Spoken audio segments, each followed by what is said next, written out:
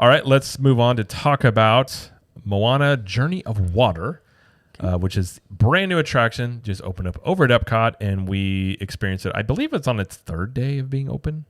Let's see. They officially opened on October 16th, and we were there on the 19th. So, yeah, the fourth day. Yeah. Yep. So, all right. Yeah, we checked this out, and this has been, I call it soft opening for a bit. Cast they had members. previews going on since AP previews. August. Yeah, things like that. So, we checked this out on a Friday. It was Thursday. Was it Thursday? It was I lost track of days. Never mind. It was a Thursday. In the evening time, as we were at Epcot, we spent the day there and did it toward the evening. And there was no virtual queue. Nope. When we did this, we just able to walk up and do it. They've only used the virtual queue since it's been open, I think, the first day. I think that's the only day they've used it. That makes sense. So, I guess we should talk about what Disney describes the Moana Journey of Water as, just for people that may not know. Well, yeah. I mean, it's not a e-ticket attraction. No. If you will. So here's what Disney has to say about it. It's explore the wonders of water along a lush trail that's fun for all ages.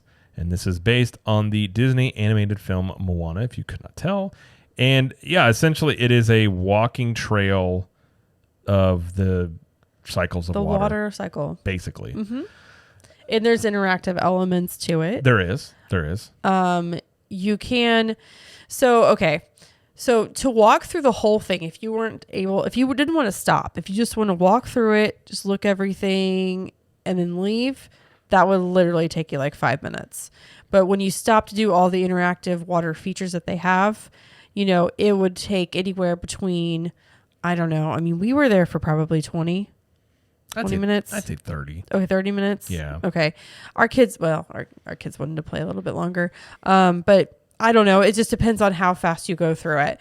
And there were quite a few people walking through when we were walking through. I mean, it was busy. It wasn't like insane, but it was busy. Yeah. There were people going through it. And we won't talk about each of the elements. We'll just say that there's a lot of, hand motion attractions. Yeah. I mean, so basically it's a trail and you walk around and there's essentially stations that you go to. Yeah. One to be for each part of the water cycle. And I think, and you go through there and each one, most of them do, the thing where you can play the instruments with the water, which I will say. It just makes music. Yeah. But part I will say there was a lot of those. I thought maybe there was only one section. There was quite a few of those in the whole area. 5 or 6 different places. There's more than I thought there was. It's basically like taking your hand and running it under a stream of water and it plays musical notes. Is basically what he's talking about. So I mean, essentially, this is a very well themed splash area.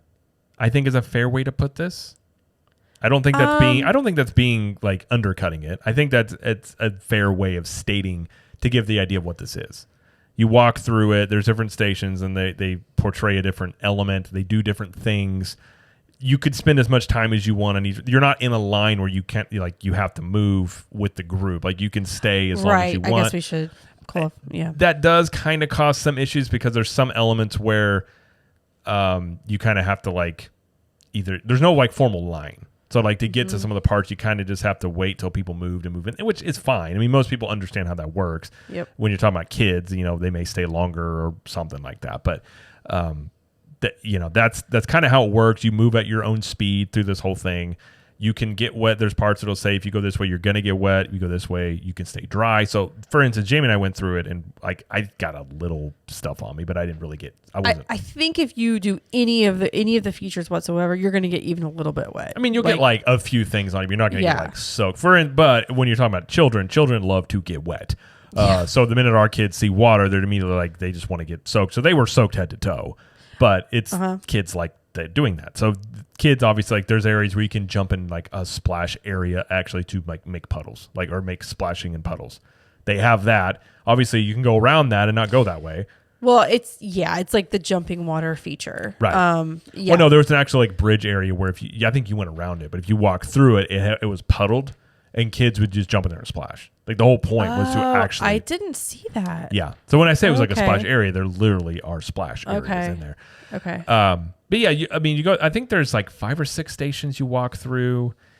Something like that. And we'll have a vlog on this because we did video this. And each one has a little. Mind you, nobody was stopping to read them. It explains what the thing is. Like Jamie said, most of it is hand motions. Using your hands to make the water do things. So like you put your hand up to the water that's coming up, and it moves with your height of your hand. Right. It moves up and down. The biggest part, or the one that we spent the most time on, well, it was the very end, which is where most people kind of congregated. Mm-hmm. And it was the one where you just kind of use your arm motions to like make the water like burst out. So I can't remember what it's called, but that is pretty cool. So you guys, you work as a group. So if the group is really into it and really trying to make it happen, like it'll make big waves. Yeah, it's like making waves. Yeah, like it's almost like waves splashing up on rocks. Yeah. And like our kids loved it. Like I think our son went back and did it like 7 times. So most of the kids are over here, and like some of them, I mean, if the more they really got into it, it would react to how much they were doing it. That was really cool.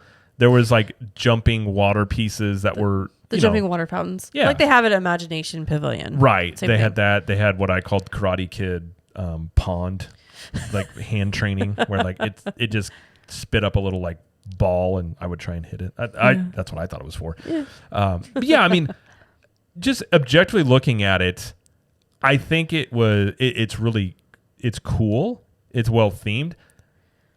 I don't think this is something that is going to draw people in and be like, oh man, we gotta go. I mean, unless you have kids. I think for kids, you would love this. But I don't think most people are going to be like, oh man, we got to go over here and go check out Moana. It's amazing. Like, it's a cool thing. I'm not saying it's not cool. And kids love it. Our kids, like all the kids in there were having a great time. And if you've never done it, yeah, it might be exciting to do it the first time, for sure. And I think the issue this thing runs into is, what do you think about it before we talk about that? Oh, it's exactly what I thought it was going to be. It's a wonderful walkthrough attraction. It can be very relaxing. You know, is it a big draw for crowds at Epcot specifically? I don't think so, but I don't think it was its main intention. I don't think it was put in there to be like, oh my gosh, this is an e-ticket attraction, everybody must do this. I think it's just more of a, it's here, it's available, it's nice, it's calming. Like, I like it. Our kids love it. But it's, you know, to me, like, if you're thinking it's going to be on the same level of like Cosmic Rewind as far as like excitement, for us, it's not. Unless you have a deep fear of water. Well, could be very exciting that way. But there was a lot of hype with this. Well, yeah. And that's what confuses me. Like, they hyped it up so much.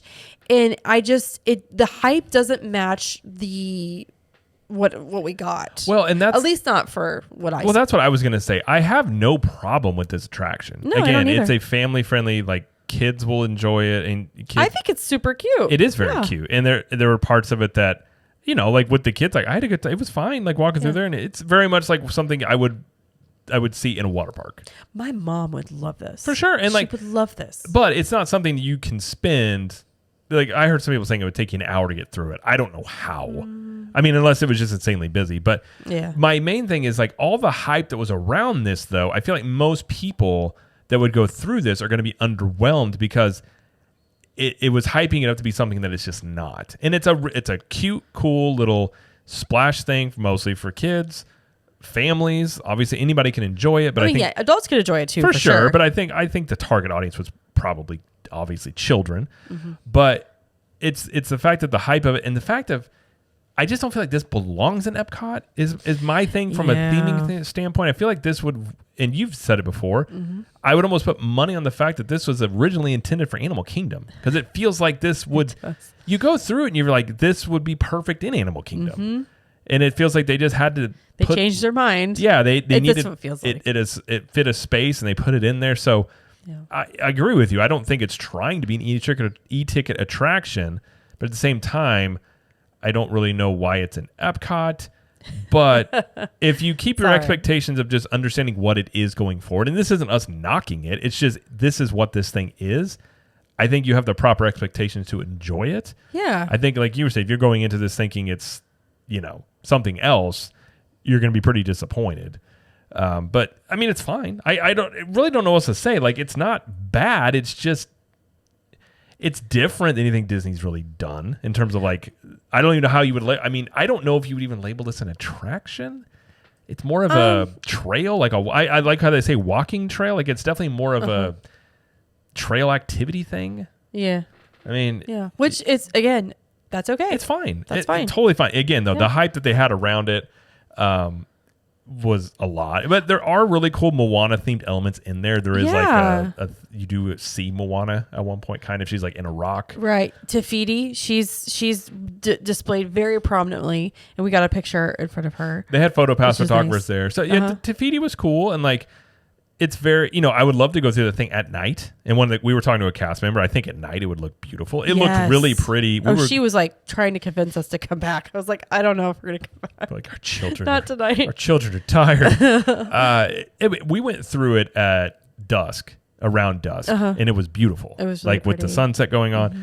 So I would like to see it at night. I think that would be really cool. But yeah, it's, if someone would say, is it worth going? Sure. Is it worth planning an entire trip for? I don't know about that. No. But I think it's a cool thing, and I think especially if you have children, they would. I mean, the kids love just splashing, get wet. I think they would love this. Not that I don't know anything else to say about it, really. I mean, you talked about it would also be good in, we're talking about Animal Kingdom. It also would kind of fit, if you wanted to, it would fit in Adventureland. It would make more sense. I mean, to me, I think Epcot, it's a whole other conversation. Epcot's sort of losing Let's not go into identity a bit.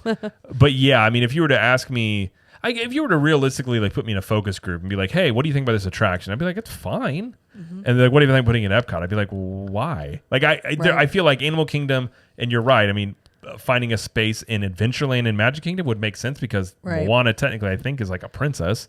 So... and the theming of her would fit great there. Right. So yeah, the where it's put is a bit odd. One thing I don't like about it being in there is, my guess here is, over at Nemo, the birds are no longer there. Yeah, they moved the seagulls. Yeah, because I'm guessing they were, you could hear them in there, would be my guess. I don't know why else they would be gone. I don't know. Because our son was a little bit disappointed. And by the way, this is right across from the Coral Reef entrance. We didn't say where it was. Oh, sorry. Yeah. Yeah. So the construction walls are down over that area. You can just, if you go toward Coral Reef, it's on the left. But yeah. I mean, anything else you want to add about it? No, I don't think so. Again, I enjoyed it. I thought it was adorable. But I won't. It's not one of those things I want to do every time I'm in Epcot. I mean, our kids will. Yeah, they will. I couldn't say I would. I am curious how this will age. Let's say. Well, Moana's meeting outside right now. Right. She's out there. Yeah, so. I just wondering how this is going to look, like, say, 10 years. Is it going to age well? Things like that. But we've seen older IPs still be in parks, so maybe I'm completely off on that. But it's true. Yeah. I mean, yeah, like I said, it's fine. It's really cute. And if you're a fan of Moana, you'll enjoy it. It has a lot of aspects of that like Easter eggs in there. But yeah.